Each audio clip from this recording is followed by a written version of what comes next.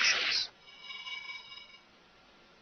نبينا الهادي محمد القائد الأعلى المسدد. نبينا الهادي محمد في روحه عزم عظيم، في الهمة الكبرى تجسد، يغشى الوغى من غير خوف، وحنين والأحزاب تشهد. في روحه عزم عظيم، في الهمة الكبرى تجسد، يغشى الوغى من غير خوف، وحنين والأحزاب تشهد. القائد الأعلى المسدد نبينا الهادي محمد، في روحه عزم عظيم، في الهمة الكبرى تجسد.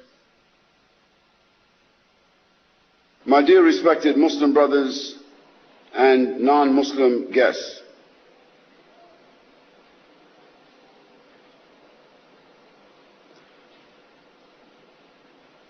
I'm very grateful to be here tonight, and I'm feeling very honored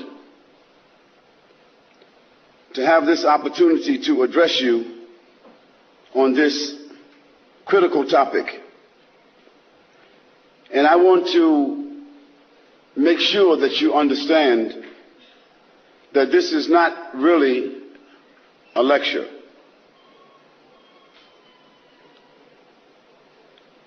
I'm not prepared to lecture on this particular topic as if I have some special credentials to speak about the purpose of life. Actually, it's a sort of advice, an advice even to myself. Because I can see myself sitting where you're sitting. A few years ago, it seems almost like a few days ago, a non-Muslim, in particular a Christian, a human being, the ethnicity or the nationality, it doesn't really matter. But an individual, a person who at that particular time did not know exactly, could not answer for myself, what is the purpose of life?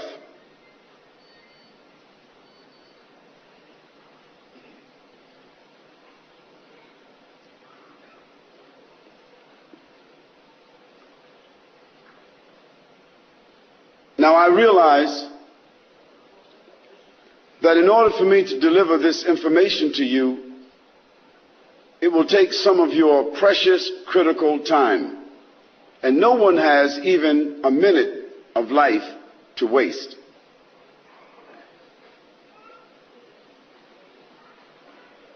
So with that note, I would request you, all of you, to think of what I'm saying to you as information and advice. Now, this information may seem to be somewhat extensive, but when you consider the capacity of the human brain, the amount of information that it can store, the amount of information that it is able to process and decipher,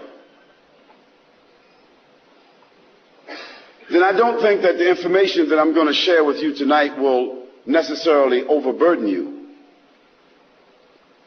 Now, it is my responsibility to address the topic, what is the purpose of our life?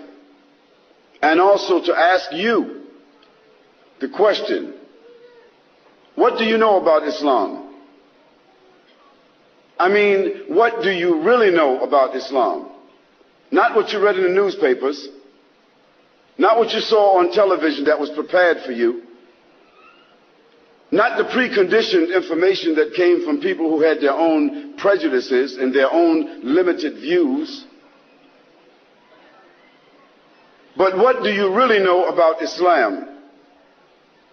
What facts do you really have about Islam and Muslims?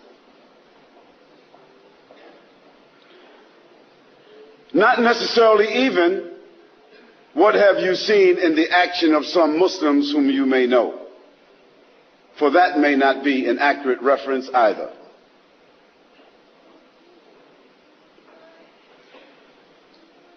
As I mentioned, I am extremely honored to have this opportunity to be here in Sydney, Australia, in the land down under, if that's what you call it.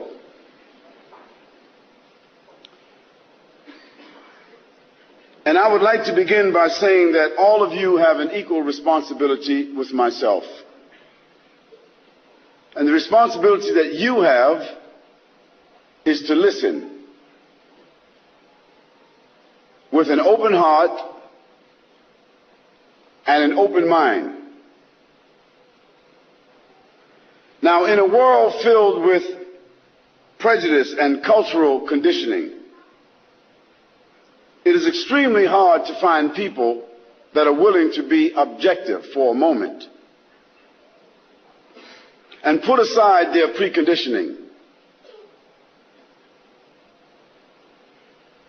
and to think for a moment, if you dare, what is the purpose of your life? Now, what I mean by open heart and open mind is very simple. And you can try this when you get home. It's no tricks to it. Turn a glass upside down and see if you can pour yourself a glass of water. You can pour all day. You'll never fill the glass. The mind and the heart are receptacles for information and values.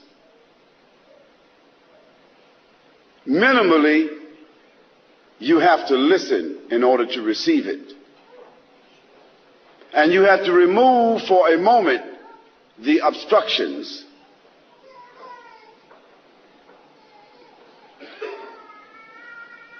Unfortunately, when you ask most people the question, what is the purpose of life? Such an important question, such a critical question. They will not tell you what they have concluded from life experience. They won't tell you what they have obtained through reasoning or logic. They won't tell you what they have from their own self-conviction. Usually, if you ask this question, they'll tell you what someone else said. Or they'll tell you what is commonly presumed by most people. What my father said the purpose of life is. What my mother said the purpose of life is. What the minister of my church said the purpose of life is.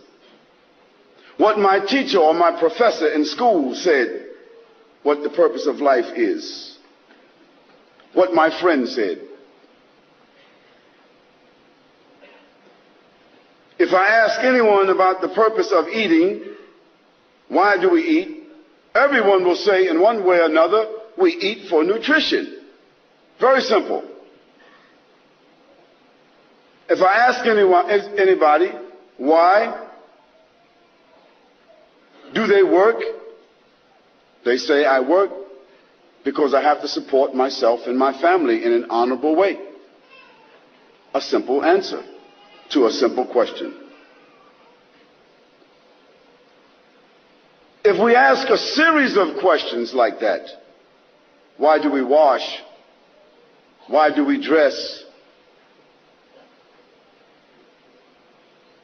They will answer all of these questions by saying, this is very simple.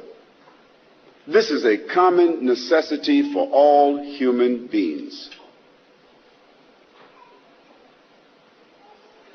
And if you ask this question to 100 people in 100 different places in the world, you will get just about the same answers.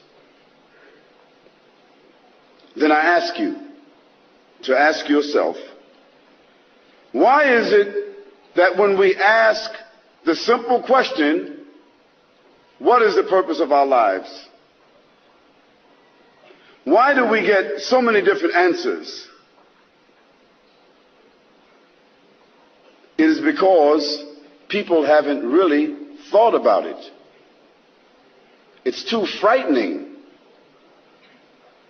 Not the question itself is frightening, but what's frightening is that if we answer it clearly, it may change our lives indelibly, and we are afraid of change.